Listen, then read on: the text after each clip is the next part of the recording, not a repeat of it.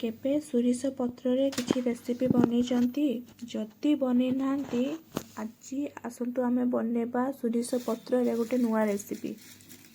से मु किछि सोरिष पत्र नहीं, आवश्यक अनुसार आलू नहीं। आलू को छोट छोट भाव में एमती काटिदेवे। सोरिष पत्र को पानी रे मु किछि समय भिजे देइछि जेमती पत्र पाली न लगे।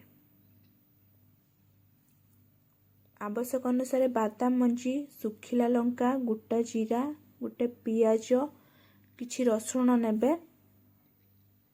प्रथमे कढ़ा बसैबे। बसई सारा कढ़ा गरम हो सारा परे बादाम मंजी की भाजी देबे। बादाम मंजी भल भाव भाजी हो गला परे ताको गोटे प्लेट को काढ़ी ठंडा हवा पाई छाड़ी देबे। पत्र को भल भाव धोई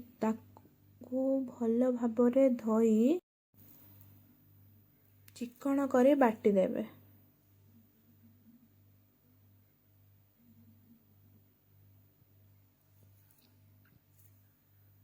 पत्र आमर चिकण ही बाटी हो गला। ताको गोटे बाउल को ढाली देबे। रखिथिबा सब मसला को एका सांगरे मिसाई देबे। भाजी रखिथिबा बादाम मंजी की भल भाव चुपा छड़े देबे। छड़े सारा परे ताको से मसला सांगरे मिसाई देबे। मिसाई की टिके पानी देकी गोटे भल भाव पेस्ट करिए। पेस्ट हो सारा परे प्रथमे कढ़ारे आवश्यक अनुसार तेल देबे। तेल गरम हो जा परे बाटी की रखिथिबा मसला को देबे। मसला टिके कषिबा परे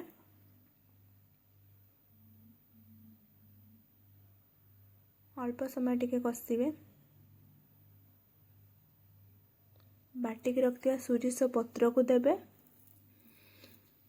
मिसाई टिके कषिबे। टिके कषिबा परे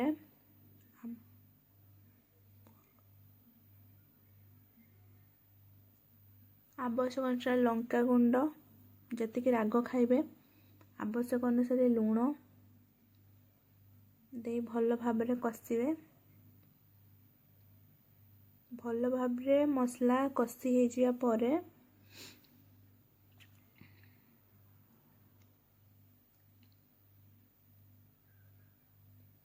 आवश्यक अनुसार पानी देबे। जतिक पानी दरकार आमर आलू सिझिया पाई भल भाव मिसाई फुटिया पाई छाड़ी देबे।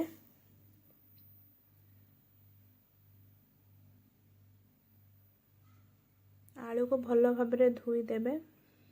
एबे फुटी गला आलू सेथिरे देबे।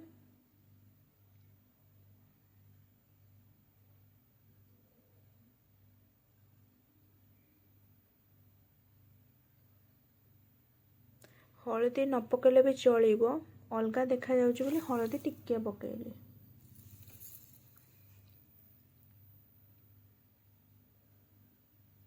आलू सिझा पाई भल भाव ढांकुड़ी देबा। गैस को मीडियम रे रखिए, नहले पानी मरी जिवो, आलू सिझिबोनी।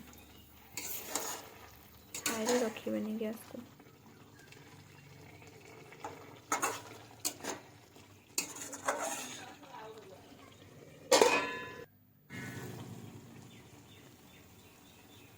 एबे हमर आलू सिझी गला और ढांकुड़ी आवश्यक नहीं। देखो तो पत्र को भल भाव पानी मरेबे। एबे पतुआ हमर रेडी हो गला। सोरिष पत्र रे एमती केबे बनईचंती? जदि बनई नांती एमिति थरे बनातु। बनेकी केमिति लागिला टेस्ट करी कमेंट करिवे निहाती। वीडियो भल लगे सांग मान को शेयर करिवे।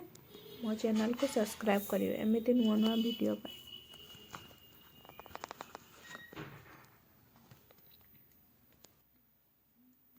वीडियो को लाइक करिवे।